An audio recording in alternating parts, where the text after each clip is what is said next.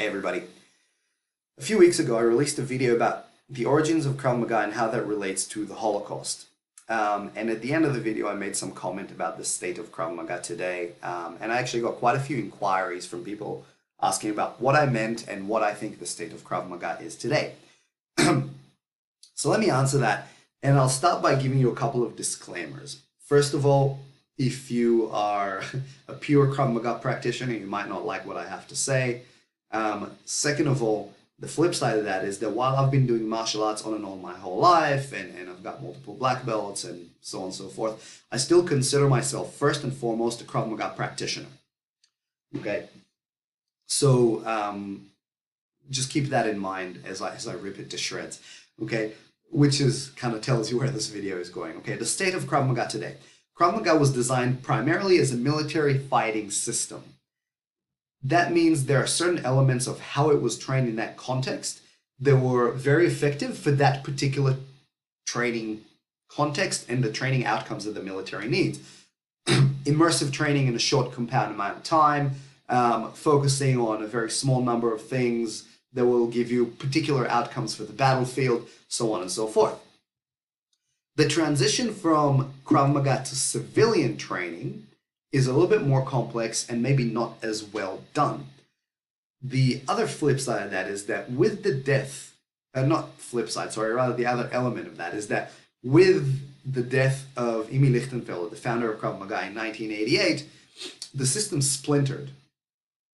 With the system splintering, all of a sudden there's like a lot of different organizations and affiliations and you know, coaches or head instructors or supreme great grandmasters, whatever you want to call yourself, right? Who preach that their way is the right way based on what they were taught by Imi. All of them are amazing, but I still think that the real message behind Krav Maga was actually that it needs to evolve with the times. As a self-defense system, it needs to accommodate for what the risks of the day are. So if you're still doing Krav Maga the way you did 80 years ago, in my opinion, you've actually lost the way.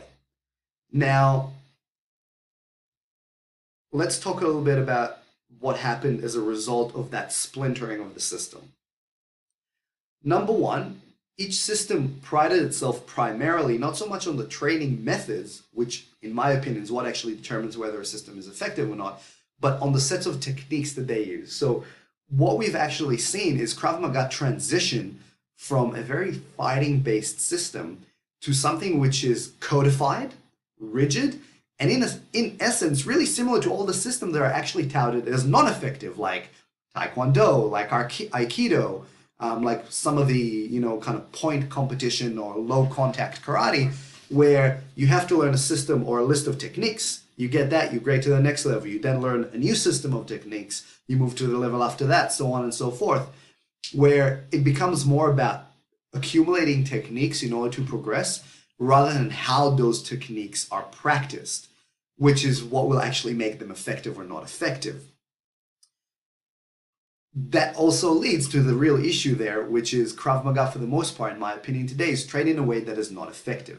It is not trained in a live way, as Matt Thornton might say it, and I quote him quite often. It's not trained with resistance, it's not trained with contact, it's not trained with unpredictable responses. It's trained very much like a traditional martial art. I do X, then you do Y. There's a single attack, and it's most of the time not a real attack, and the person's not really trying to hit you, so on and so forth. So the way it is trained for the most part these days, is also not realistic. And last but certainly not least, and I feel that that's kind of where the previous two issues kind of flow to, Krav Maga became popular as a self-defense system. And because in the military it's taught in a short amount of time, a very condensed and intense short amount of time, it was marketed as a system that can be learned very, very quickly. And then what we've seen is the rise of the short course format, the 1 week instructor, so on and so forth, which for the most part is a load of rubbish. I just released a video a little while ago about whether short courses are effective or not. Watch that to find out more. Pardon me. They can be, but not in the way that most Krav Maga schools advertise it. So can you become a legitimate instructor after doing a 1 week course? Unless you've got tons and tons and tons and tons and tons of experience in that particular area, like decades of experience in that area, then in which case the certification is nothing but a mere formality, then maybe. But that's not the way most Krav Maga affiliations have done it. They advertise, come with very little experience. Maybe you've just been training for a year, or you have no experience at all. Do a 1 week or 40-hour course, and you can become a black belt. That is an absolute load of steaming shit. And sorry if that hurts your black belt feelings, but that's the reality. Training and becoming good at something takes a long amount of time, and skills then have to be continuously developed and maintained in the long run.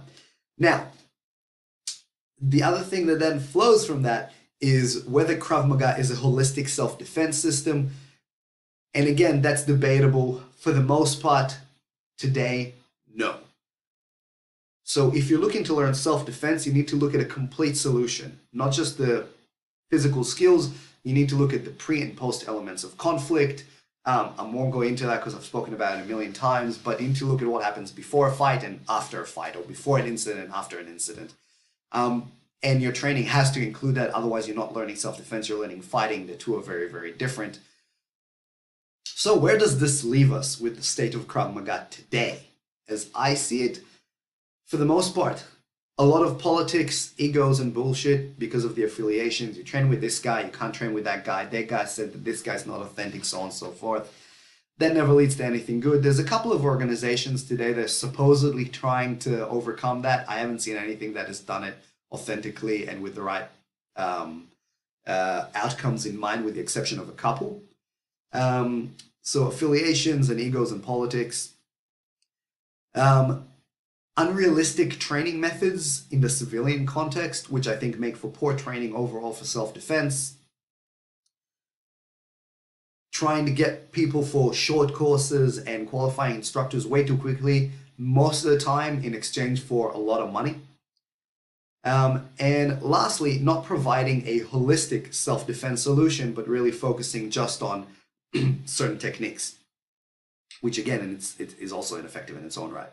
So the state of Krav Maga today, and it pains me to say that as somebody who identifies primarily as a Krav Maga practitioner, is that Krav Maga today sucks for the most part.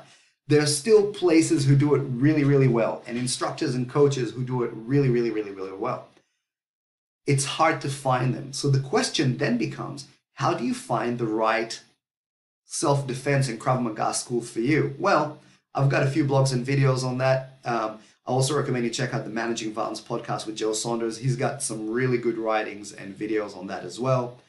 So if you want to find some authentic Krav Maga, check out some Gendai Ryu stuff. Come train with us at Combat Arts Institute, and we'll sort you out.